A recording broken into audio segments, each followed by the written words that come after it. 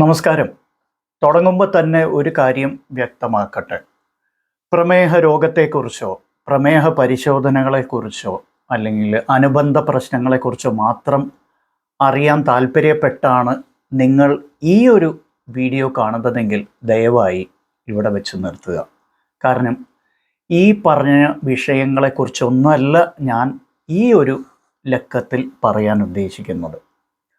വളരെ ഹൃദയസ്പർശിയായ, എൻ്റെ മനസ്സിനെ വളരെ തൊട്ടുണർത്തിയ ഒന്ന് രണ്ട് അനുഭവങ്ങൾ ഈ കഴിഞ്ഞ ഒരാഴ്ചയ്ക്കുള്ളിൽ അത് നിങ്ങളുമായിട്ട് പങ്കുവയ്ക്കാൻ മാത്രമാണ് ഇത് ഉദ്ദേശിക്കുന്നത്.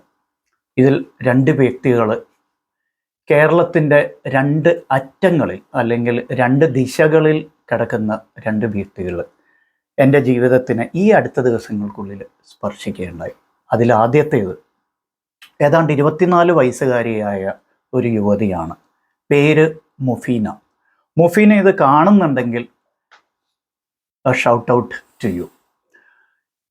ഇന്നലെ, അതായത് ഇന്ന് ജനുവരി 11 ഇന്നലെ അതായത് ജനുവരി 10, 2026 വക്കീലായി എൻറോൾ ചെയ്ത ഒരു വ്യക്തിയാണ് മുഫീന.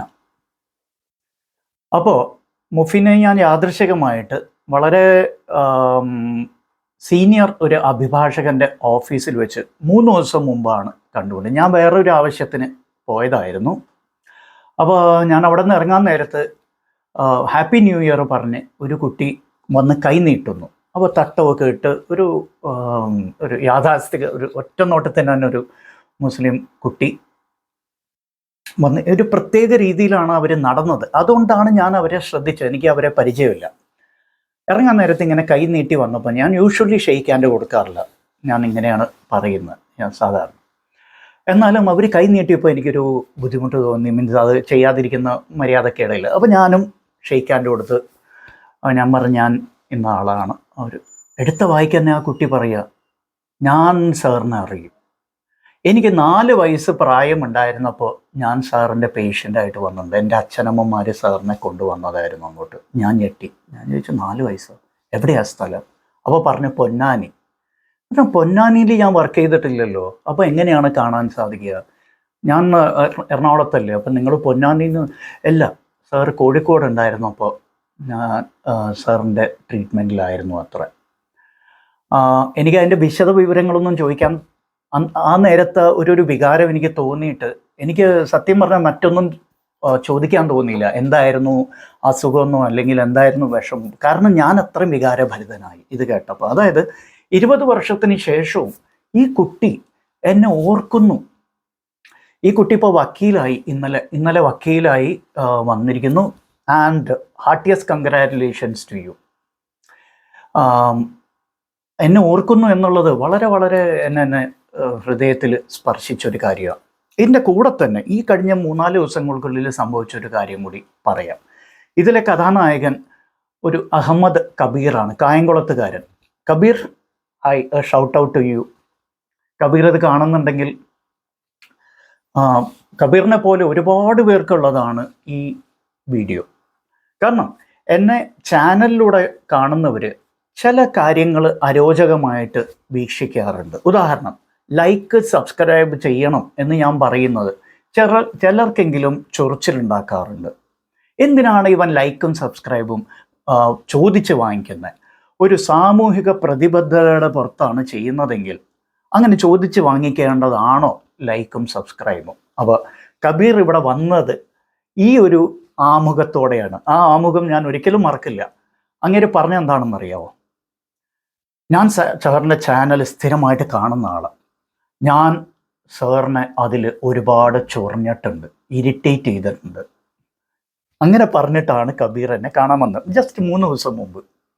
എനിക്കത് വളരെ ഇഷ്ടപ്പെട്ടു. ഇദ്ദേഹം സത്യസന്ധമായിട്ട് എന്നെ ഇറിറ്റേറ്റ് ചെയ്തു, ചാനലിലൂടെ ഇറിറ്റേറ്റ് ചെയ്തു എന്ന് പറഞ്ഞ് നേരിട്ട് വന്നിട്ട് എന്നോട് പറഞ്ഞത് എനിക്ക് വളരെ വളരെ ഒരു ഹൃദയസ്പർശിയായിട്ട് തോന്നിയ ഒരു കാര്യമാണ്. Because he was being so honest. ഇത്രയും സത്യസന്ധമായിട്ട്, ഇത്രയും ആത്മാർത്ഥമായിട്ട്, അതും കായംകുളത്തുനിന്ന് യാത്ര ചെയ്ത് അങ്ങേര് അവിടുത്തെ ഒരു കടയിൽ ജോലിക്ക് നിൽക്കുന്ന ആളാണെന്നാണ് പരിചയപ്പെടുത്തിയത്. അപ്പോൾ ഞാൻ ആലോചിച്ചു, അവിടുത്തെ കടയിൽ ജോലിക്ക് നിൽക്കുന്ന ശമ്പളത്തിന് നിൽക്കുന്ന ആൾ, അല്ലെങ്കിൽ ഇപ്പോൾ കട നടത്തുന്ന ആളാണെങ്കിൽ പോലും ആ കടയിൽ നിൽക്കാണ്ട് സമയവും കളഞ്ഞ് പൈസയും ചിലവാക്കി ബുദ്ധിമുട്ടി അവിടെ നിന്ന് വണ്ടി കയറി ഇവിടം വരെ വന്ന് എന്നെ കാണുന്നുണ്ടെങ്കിൽ എന്നോട് അത്രയേറെ വിശ്വാസം ഉണ്ടാവണം, അല്ലെങ്കിൽ ഇറിറ്റേഷൻ അത്രയും കൂടുതലുണ്ടാവണം. ഓക്കെ, നേരിട്ടൊന്ന് കൈവയ്ക്കാമെന്ന് പറഞ്ഞ് വരുന്നവരുണ്ടാവാം ഒരു പക്ഷേ. എന്നാലും ഞാൻ വിചാരിച്ചു ഇത് കൊള്ളാമല്ലോ.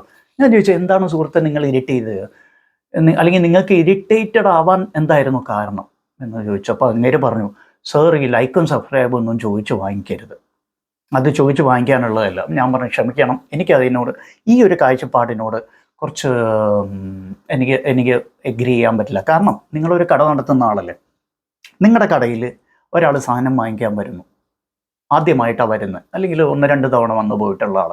ആ വ്യക്തിയോട് നിങ്ങൾ എന്താ പറയാൻ പോണേ? വീണ്ടും വരണം കേട്ടോ, വീണ്ടും ആരെങ്കിലും വിളിച്ചുകൊണ്ട് പോവാം, ഞങ്ങൾ ഇനിയും നല്ല സാധനങ്ങൾ തരാം, നിങ്ങൾക്ക് ഡിസ്കൗണ്ട് തരാം, അല്ലെങ്കിൽ നിങ്ങൾക്ക് എന്തെങ്കിലും ഒരു ഇൻസെൻറ്റീവ് തരാം എന്ന് പറയുന്നതിൽ എന്താ തെറ്റ്? നമ്മൾ ഇൻസെൻറ്റീവ്സ് ഒന്നും ഇവിടെ നിന്ന് കൊടുക്കുന്നില്ലല്ലോ, ആർക്കും കമ്മീഷൻ കൊടുക്കുന്നില്ല, ആർക്കും അതൊന്നും വാഗ്ദാനം ചെയ്യുന്നില്ല. ആകെ പറയുന്നത് എന്താ, നമ്മുടെ ചാനലിൽ നിങ്ങൾ സബ്സ്ക്രൈബ് ചെയ്യണം, ലൈക്ക് ചെയ്യണം. അത് തെറ്റാണോ, അല്ലെങ്കിൽ അത് അരോചകമാണോ എന്ന് ഞാൻ അദ്ദേഹത്തോട് ചോദിച്ചു. അദ്ദേഹത്തിന് വളരെ ഇഷ്ടപ്പെട്ടു.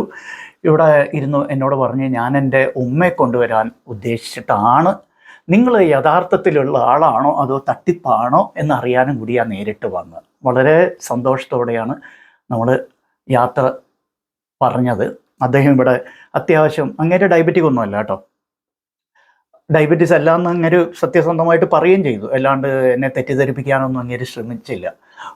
പക്ഷെ ഈ 2 അനുഭവങ്ങൾ എന്നെ ഒരുപാട് ചിന്തിപ്പിച്ചു. ഓൺ ദ വൺ ഹാൻഡ്, ഒരു 24 വയസ്സുകാരി 20 വർഷത്തിന് മുമ്പ് 4 വയസ്സുണ്ടായിരുന്നപ്പോൾ എന്നെ കണ്ടത് ഇപ്പോഴും ഓർക്കുന്നുണ്ട്. അപ്പം ഞാൻ അവരുടെ മനസ്സിലും അവരെ ആ കുടുംബത്തിലും ഒരു ഇടം നേടി എന്നുള്ളത് അതിന് വളരെ ഒരു നല്ല കാര്യമായിട്ട്, ഒരു ദൈവാനുഗ്രഹമായിട്ട് ഞാൻ കരുതുന്നത്. അതിനാൽ ഈ വീഡിയോ കണ്ടവർ ആരും ഇതിൽ നിന്ന് പ്രമേഹത്തിനെക്കുറിച്ചോ അല്ലെങ്കിൽ പ്രമേഹ രോഗത്തെക്കുറിച്ചോ അതിൻ്റെ സങ്കീർണതകളോ പരിശോധനകളെക്കുറിച്ചോ ഒന്നും പഠിച്ചില്ലെങ്കിലും അറ്റ്ലീസ്റ്റ് പഠിച്ചിട്ടുണ്ടാവുന്ന എന്തൊക്കെയാണ്? ഒന്ന്, ദൈവം നമ്മുടെ ജീവിതം ഒരു പ്രത്യേക രീതിയിൽ ചില ഘട്ടങ്ങളിലൊക്കെ സ്പർശിക്കും, ഓരോ നിമിഷവും സ്പർശിക്കുന്നുണ്ടെന്ന്. പിന്നെ പ്രകൃതിയിൽ നമുക്ക് വിശ്വസിക്കാണ്ട് പറ്റില്ല. പിന്നെ നിങ്ങൾ കർമ്മം ചെയ്യൂ, അതിൻ്റെ ഫലത്തെക്കുറിച്ചൊന്നും നിങ്ങൾ ചിന്തിക്കേണ്ട, നിങ്ങൾ ആശങ്കപ്പെടേണ്ട എന്നുള്ളതും കൂടിയല്ലേ ഇവിടെ പറയുന്നത്. ഈ കർമ്മണ്യവാധികാരസ്ഥ എന്നൊക്കെ പറയുന്ന എത്രയോ വളരെ വളരെ അഗാധമായ, വളരെ പ്രൊഫൗണ്ടായിട്ടുള്ള, വളരെ അർത്ഥവത്തായ ചില ഫിലോസഫീസ്, ചില തത്വശാസ്ത്രങ്ങളും കൂടി നമുക്കിവിടെ ഓർക്കാണ്ട് പോയിക്കൂടാ. അതുപോലെ കബീർ വന്നത്, ഞാനൊരു ശരിക്കും യഥാർത്ഥത്തിലുള്ള ഡോക്ടർ തന്നെയാണോ അതുപോലെ AI ബോട്ടാണോ? ഞാൻ ഇതിനു മുമ്പ് പറഞ്ഞിട്ടുണ്ട്, I'm not a bot, I'm but. Okay, ഞാൻ യഥാർത്ഥത്തിൽ പച്ചയായൊരു മനുഷ്യൻ, ഒരു സാധാരണ മനുഷ്യനാണ്. ഒരു ശാസ്ത്രം പഠിച്ചു, ആ ശാസ്ത്രത്തിൽ താല്പര്യമുണ്ട്, അതിന് നിങ്ങളുടെയൊക്കെ പിന്തുണയും അനുഗ്രഹവും സഹകരണമൊക്കെ കിട്ടി. അതുകൊണ്ട് നമ്മളിന്ന് അതിനെക്കുറിച്ച് കൂടുതൽ പഠിക്കുന്നു, അതിനെക്കുറിച്ച് നിങ്ങളുടെയൊക്കെ പ്രചോദനം ഉൾക്കൊണ്ട് കൂടുതൽ അതിനെക്കുറിച്ച് പഠിക്കാൻ ശ്രമിക്കുന്നു, അത് നിങ്ങളായിട്ട് പങ്കുവെക്കുന്നു, അത്രേ ഉള്ളൂ.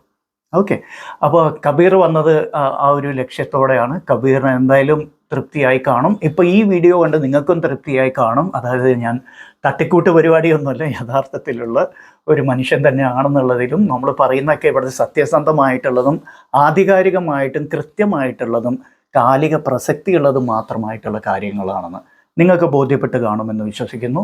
പിന്നെ കഴിവതും ഇംഗ്ലീഷ് പദപ്രയോഗങ്ങൾ പാടില്ല എന്ന് വിശ്വസിക്കുന്ന ഒരാളാണ് ഞാൻ. എന്നാലും മാതൃഭാഷ അതല്ലാത്തത് കൊണ്ട്, മലയാളം അല്ലാത്തതിനാലും, പിന്നെ ചില സാങ്കേതിക പദങ്ങൾ ആംഗലേയത്തിലല്ലാണ്ട് പറയാൻ സാധിക്കില്ല എന്നുള്ളതിനാലും ചില പദങ്ങൾ ഇടയ്ക്ക് കയറി വരുന്നതിൽ ഖേദിക്കുന്നു. അത് അങ്ങനെ സംഭവിക്കാതെ പരമാവധി നോക്കാം. എന്നാലും അങ്ങനെ വന്നാൽ നിങ്ങൾ ക്ഷമിക്കുക. മാത്രമല്ല, ഈ ഓട്ടോ ഡബ്ബിംഗ് എന്ന് പറഞ്ഞൊരു പുതിയ കലാപരിപാടിയുണ്ട് യൂട്യൂബിൻ്റെ. ഈ ഓട്ടോ ഡബ്ബിംഗ് എന്ന് പറയുമ്പോൾ ഞാൻ മലയാളത്തിൽ പറയുന്നത് പോലും നിങ്ങൾ കേൾക്കുന്നത് ആംഗലേയത്തിലായിരിക്കും, ഇംഗ്ലീഷിലായിരിക്കും. അപ്പോൾ നിങ്ങൾക്ക് ചെയ്യാവുന്ന എന്താണെന്ന് വെച്ചാൽ, സെറ്റിങ്സിൽ പോയിട്ട് ഒറിജിനൽ മലയാളം അല്ലെങ്കിൽ മലയാളം ഒറിജിനൽ എന്ന് പറഞ്ഞൊരു ഓപ്ഷൻ ഉണ്ടാവും, അത് നിങ്ങൾ ഓണാക്കുക. അപ്പോൾ നിങ്ങൾക്ക് മലയാളത്തിൽ നിന്ന് കേൾക്കാനും സാധിക്കും. എനിവേ, ഈ 2 അനുഭവങ്ങൾ നിങ്ങളോട് പങ്കുവെച്ച് നിങ്ങൾക്കും ഒരുപാട് ഇത് ചിന്തിക്കാനുണ്ടാവും. And thanks for watching and bye bye. Have a nice day and several years ahead. And ഇവർക്ക് 2 ആൾക്കും ഒരിക്കൽ കൂടി ഒരു shout out, Mufeeda and Kabir. Thank you. Bye by.